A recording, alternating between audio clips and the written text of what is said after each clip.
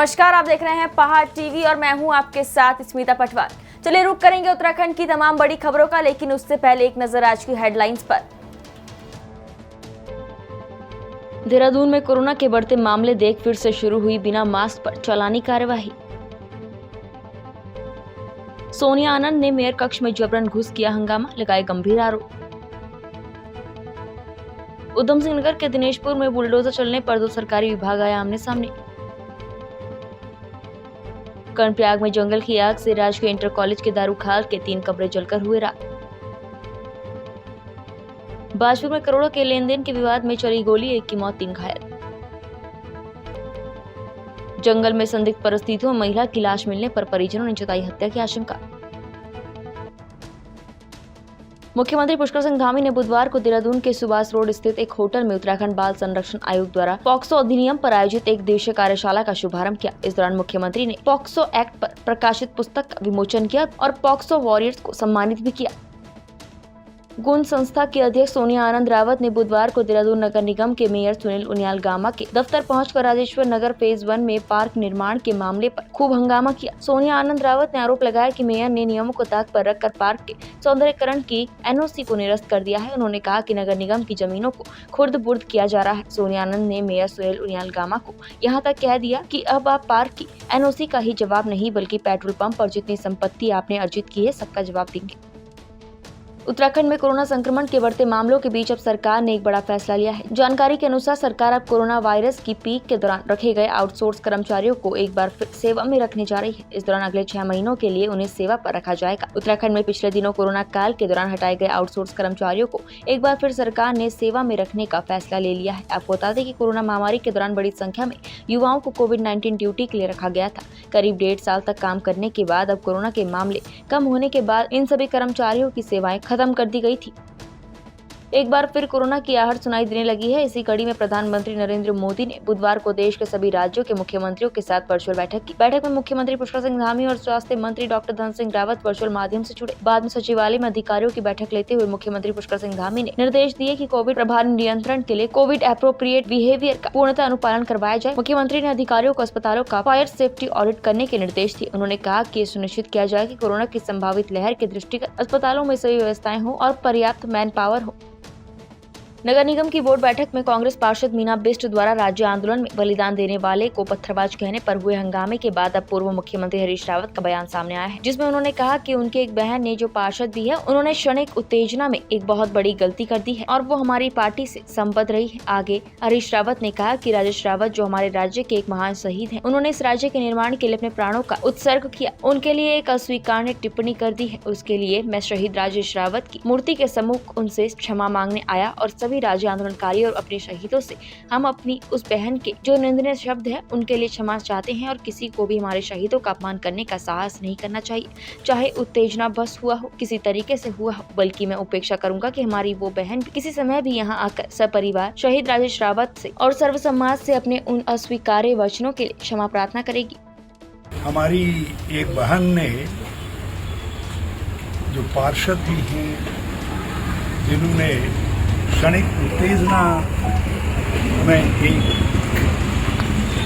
बहुत बड़ी गलती करी और वो हमारी पार्टी से संबद्ध रही हैं। उन्होंने राजेश रावत जो हमारे राज्य के एक महान शहीद हैं, जिन्होंने इस राज्य के निर्माण के लिए अपने प्राणों का उत्सर्ग किया, उनके लिए हल्की टिप्पणी कर दी, एक बिल्कुल अस्वीकार्य टिप्पणी कर दी। उसके लिए मैं राजेश रावत जी की मूर्ति के सम्मुख आज उनसे क्षमा मांगने आया और सभी राज्य आंदोलनकारियों से और अपने शहीदों से हम अपनी उस बहन के जो शब्द हैं, निंदनीय शब्द है, उनके लिए क्षमा चाहते हैं और किसी को भी हमारे शहीदों के अपमान करने का साहस नहीं करना चाहिए और चाहे उत्तेजनावश हुआ हो, किसी तरीके से हो, बल्कि मैं अपेक्षा करूंगा हमारी वो बहन भी आकर के किसी समय सपरिवार आकर के यहाँ पर राजेश रावत जी थे और सारे समाज से अपने उन अस्वीकार्य वचनों के लिए क्षमा प्रार्थना करें। कांग्रेस प्रदेश प्रवक्ता करीमा मेहरा दसोनी ने उत्तराखंड में चल रहे बिजली संकट को लेकर कहा कि समाचार पत्रों के जरिए पता चल रहा है कि जो बिजली संकट कई दिनों से उत्तराखंड पर चल रहा है, आने वाले दिनों में ये और भी ज्यादा गहरा हो सकता है। ऐसे में बड़ा सवाल ये भी है कि इतना बड़ा संकट आने वाला था तो समय रहते ही इसके लिए कोई ठोस कदम क्यों नहीं उठाए गए। साथ ही उन्होंने कहा कि उत्तराखंड राज्य जो बाकी पड़ोसी राज्यों को बिजली देता है, जिसका जल जमीन औरों के काम आती है, आज हमारे ही घर में अंधेरा है और हम बाकियों के घर में उजाला कर रहे हैं। आज समाचार पत्रों के माध्यम से पता चल रहा है कि जो बिजली संकट कई दिनों से उत्तराखंड पर चला आ रहा है वो आने वाले कुछ दिनों में और भी ज्यादा गहरा हो सकता है। यानी कि ऊर्जा विभाग के पास अब बिजली का टोटा पड़ गया है और आने वाले दिनों में वो पूर्ति नहीं कर पाएंगे। ऐसे में बड़ा सवाल ये उठता है कि ऊर्जा विभाग ने अगर इतना बड़ा संकट आने वाला था तो समय रहते सरकार को चेताया क्यों नहीं, समय रहते इसके लिए कोई कदम उठाए क्यों नहीं गए। उत्तराखंड राज्य जो कि बाकी सारे पड़ोसी राज्यों को बिजली देता है, जिसका जल जंगल जमीन औरों के काम आ रहा है, क्या इसी दिन के लिए हमने पृथक पहाड़ी राज्य मांगा था कि हमारी ही जनता के काम यहाँ के राज्य के संसाधन नहीं आ पाएंगे। आज हमारे घर में ही अंधेरा है और हम बाकियों के घर में उजाला कर रहे हैं। सवाल ये उठता है, चुनाव तो राजनीतिक दल लड़ रहे थे, ये अधिकारी अपने अपने विभागों में बैठकर क्या कर रहे हैं। देश के साथ ही प्रदेश में भी कोरोना के मामले तेजी से बढ़ने लगे हैं, जिसके बाद पुलिस प्रशासन ने कमर कस ली है। देहरादून जिलाधिकारी डॉक्टर आर राजेश कुमार ने कोरोना के बढ़ते मामले को लेकर अधिकारियों को सख्त निर्देश दिए हैं। डीएम ने कहा कि शहर में बिना मास्क के बाहर निकलने वालों से 500 रुपए जुर्माना वसूला जाए। कल विकासनगर से देहरादून आते समय सोमेश्वर विधायक रेखा आर्य केदारवाला में खेत में गेहूं काट रही महिला किसानों के बीच जा पहुंची और उनका हालचाल जाना, साथ ही उन्हें सम्मानित भी किया। साथ ही महिला किसानों से खेती में आने वाली समस्याओं के बारे में विस्तार से सुना। वहीं महिलाओं से राशन की दुकानों से सरकार की योजनाओं के तहत मिलने वाले राशन की भी जानकारी ली। जन संघर्ष मोर्चा अध्यक्ष और जीएमवीएन के पूर्व उपाध्यक्ष रघुनाथ सिंह नेगी ने पत्रकारों से वार्ता करते हुए कहा कि सरकार की विशेष कृपा साठगांठ के चलते अनिल कुमार को पावर ट्रांसमिशन कॉर्पोरेशन लिमिटेड के प्रबंध निदेशक का अतिरिक्त कार्यभार देकर प्रदेश को लूटने का काम किया जा रहा है। उक्त अधिकारी को लगभग 6 महीने पहले ही प्रबंध निदेशक यूपीसीएल बनाया गया, जबकि उक्त अधिकारी के खिलाफ ट्रांसफार्मर घोटाले की जाँच लगभग 3 साल से लंबित है। नेगी ने कहा कि मोर्चा सरकार से मांग करता है कि तुरंत ऐसे भ्रष्ट अधिकारी को बाहर का रास्ता दिखाए और रिक्त चले आ रहे निदेशकों के पद भरने की तत्काल कार्यवाही करे। सरकार ने 6 माह पहले पिटकुल में प्रबंधन निदेशक के पद पर अतिरिक्त कार्यभार देकर के अनिल कुमार जी को एक तरह से पूरी जिम्मेदारी सौंपी है और उनके पास ही यूपीसीएल एमडी का जिम्मा है। उसके साथ साथ मजे की बात यह है कि जो पिटकुल की जिम्मेदारी, जो एमडी की जिम्मेदारी, उसके साथ साथ उनके पास निदेशक ऑपरेशन, परियोजना निदेशक वित्त और तमाम यूपीसीएल में भी निदेशकों की कई अहम जिम्मेदारी है। ये समझ लीजिए 8-10 लोगों का काम वो अकेले कर रहे हैं। यानी सरकार की बहुत बड़ी जुगलबंदी और अनिल कुमार जी की जुगलबंदी इस प्रदेश को लुटा रही है। हमारा कहना यह है सरकार से कि जो व्यक्ति, जो अधिकारी ट्रांसफार्मर घोटाले में लिप्त हो और जिस व्यक्ति की अदूरदर्शिता और सरकार के निकम्मेपन की वजह से सरकार ने और उस अधिकारी ने बिल्कुल भी होमवर्क नहीं किया, उसकी वजह से ये समझ लीजिए आज सरकार को 10 रुपये, 12 रुपये, 20 रुपये तक प्रति यूनिट बिजली खरीदनी पड़ रही है। सरकार का पूरा खजाना खाली हो रहा है। ऐसे निकम्मे और भ्रष्ट व्यक्ति को सरकार ने इतनी बड़ी जिम्मेदारी दे रखी है, तो कहीं ना कहीं ये नहीं, बिल्कुल स्पष्ट तौर पे सरकार का संरक्षण है और सरकार की इसमें मिलीभगत है। बीती 22 अप्रैल को कोटद्वार जंगल में वार्ड नंबर 17 मानपुर की रहने वाली सरस्वती देवी का संदिग्ध परिस्थितियों में जंगल के पास शव मिला था। पुलिस ने कानूनी कार्यवाही करते हुए इसकी जांच शुरू कर दी, मगर 5 दिन बीत जाने के बाद भी कोई कार्यवाही होती न देख आक्रोशित परिजन और स्थानीय निवासी कोटद्वार कोतवाली पहुंचे और पुलिस से शिकायत करते हुए कहा कि महिला की मौत प्राकृतिक नहीं थी। परिजनों का कहना था कि महिला घर से बाहर निकलती ही नहीं थी, कैसे महिला घर से इतनी दूर जंगल में मृत पाई गई। परिजनों ने आशंका जताई कि महिला के साथ कुछ अनहोनी हुई है, इसलिए हम पुलिस से मांग करते हैं कि इसकी गहराई से जांच की जाए। वहीं पुलिस का कहना है कि जांच कर मौत के कारणों का पता लगाया जा रहा है। पोस्टमार्टम रिपोर्ट आने के बाद ही तस्वीर स्पष्ट हो पाएगी। वो नेचुरल नहीं हुई है, वो संदिग्ध है। तो इसकी जांच हम चाहते हैं कि तुरंत। कि वो हमारे साथ 200-250 मीटर के दायरे से बाहर कभी नहीं निकलती थी। वो आज तक सिद्धवली नहीं गई हैं, आज तक झंडा चौक नहीं आई हैं और जो है इसको देखते हुए हमें लगता है कि ये मौत संदिग्ध है, क्योंकि वो वहाँ जा ही नहीं सकती और जिस स्थिति में जो है उनकी बॉडी पड़ी हुई थी।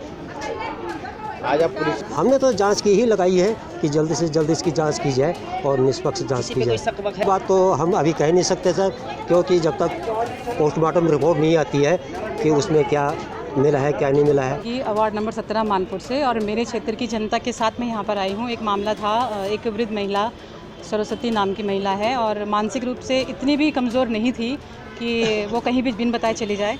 तो उनका जो है मृत शरीर पाया जाता है। 22 तारीख को शादी में गई थी और 24 तारीख को उनकी डेड बॉडी मिलती है। तो हमें कहीं कहीं एक शक है, एक संदेश है कि वो कहीं इसके साथ कुछ गलत काम, या वो इतने दूर घर से तो जाती नहीं थी, इतनी भी मानसिक स्थिति ख़राब नहीं थी कि वो सुबह जाती थी और शाम को अपने घर आती थी सही समय पर। उनकी बेटी भी है आगे, वो भी इसी स्थिति में है। तो हम यहाँ ये कंप्लेन करने आए थे कि इसमें जो ये कुछ हुआ है इसमें कार्रवाई हो, सीसीटीवी कैमरा जो है फुटेज निकाली जाए, क्योंकि उसमें कई लोगों ने ये देखा था कि उसके साथ छेड़खानी की जा रही थी। एक सीसीटीवी कैमरे जो हमने देखा, तो अभी पोस्टमार्टम रिपोर्ट भी नहीं आई है कि उसके साथ क्या हुआ। तो हमारी तो ये गुजारिश है कि इसमें कार्रवाई हो और पुलिस प्रशासन से कि आगे तक ये मामला जाए कि आज एक साथ हुआ है, कल किसी और के साथ होगा। प्लस वहाँ जो पुल बने हुए हैं उसमें रात को गश्त लगाई जाए, एक बार नहीं 3 बार गश्त लगाई जाए। वहाँ पे आपत्तिजनक में लोग ऐसे बैठे रहते हैं, खाने पीने नशेड़ी, ये सारी चीज़ें बैठी है। मैंने खुद भी देखा और कई बार मैंने खुद भी टोका है महिला होने के नाते। लेकिन कब तक हम करेंगे, ये हमारा काम नहीं है, तो प्रशासन का काम है, पुलिस का काम है।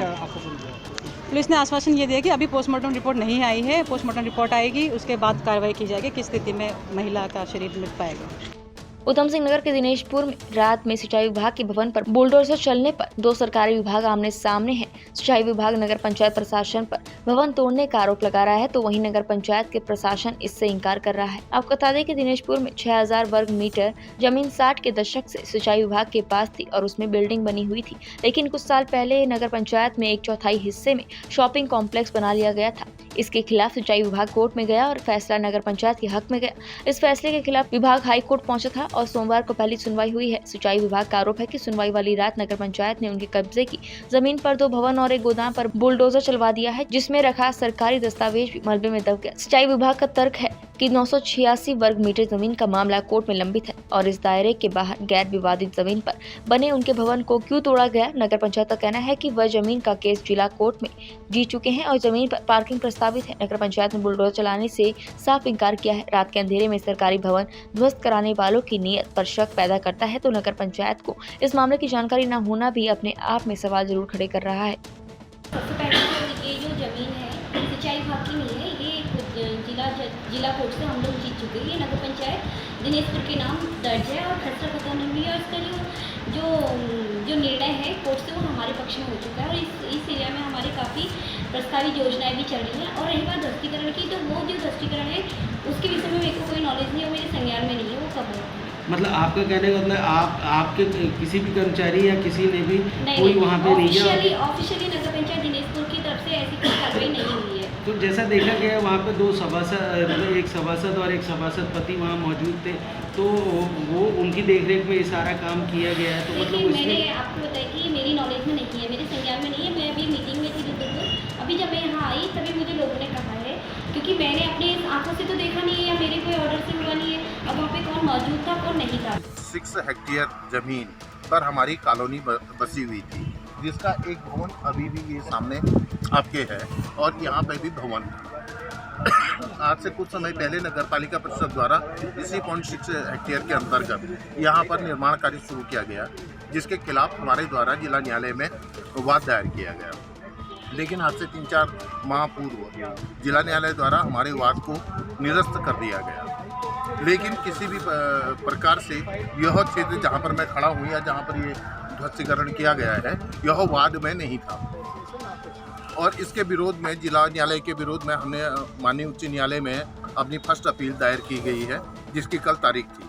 लेकिन कल रात्रि में नगर पालिका परिषद दिनेशपुर द्वारा यह अपनी मर्जी से बिना कोई जानकारी और सूचना नोटिस के इसको ध्वस्त कर दिया गया। 4 बजे मैं साइड पे गया था, जब मैं उधर से लौट के आया हूँ तो ये सारी बिल्डिंग हमारी ध्वस्त कर दी गई और इसमें हमारी नकदी रखी थी 1,75,000 रुपये लड़की की शादी के लिए हम धर रखे थे और वो पैसे भी हमारे अभी हाथ नहीं आए और सारा ये तोड़ फोड़ करके दबे हुए हैं या चले गए या ले गए कोई, ये भी कोई पता नहीं है। तो ये जब तोड़ा जा रहा था तो आप आगे किसको देखा कोई? साइड पे थे, यहाँ 2 ही मेंबर थे यहाँ, और कोई नहीं था, और वो भी किसी को आने नहीं दे रहे थे यहाँ।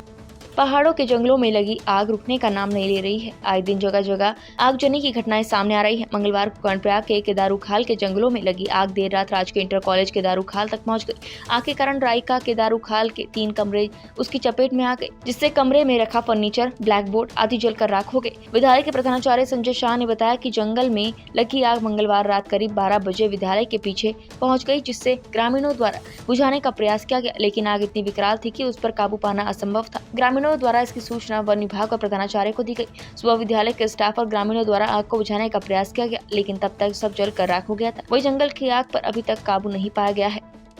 कल रात्रि को जंगल की भीषण आग विद्यालय तक पहुंच गई, और जिसमें विद्यालय की 3 कक्षा पूरी तरह जल करके राख हो गए हैं। उसमें रखे हुए विद्यालय का फर्नीचर या विद्यालय की और सामग्रियां भी क्षतिग्रस्त हो गई हैं। रात्रि को लगभग गांव की जो सूचना मुझे सुबह मिली कि रात के 12 और 1 बजे के बीच विद्यालय तक आग पहुंची है, और गांव के कुछ स्थानीय लोगों के द्वारा भी आग को बुझाने का प्रयास तो किया गया, पर आग इतनी भीषण थी कि आग को बचाया नहीं जा सका, और जिससे स्कूल के 3 कक्ष पूरी तरह ध्वस्त हो गए हैं। वैसे भी विद्यालय में कक्षों की कमी है, और इन कक्षों में हमारी कक्षा 8, 9 और 10 की क्लासेस विधिवत रूप से चलती थी, और समय से जब हम विद्यालय पहुँचे तो अध्यापकों ने और बच्चों ने मिल करके आग को बुझाने का प्रयास किया। अब थोड़ा बहुत आग बुझ चुकी है।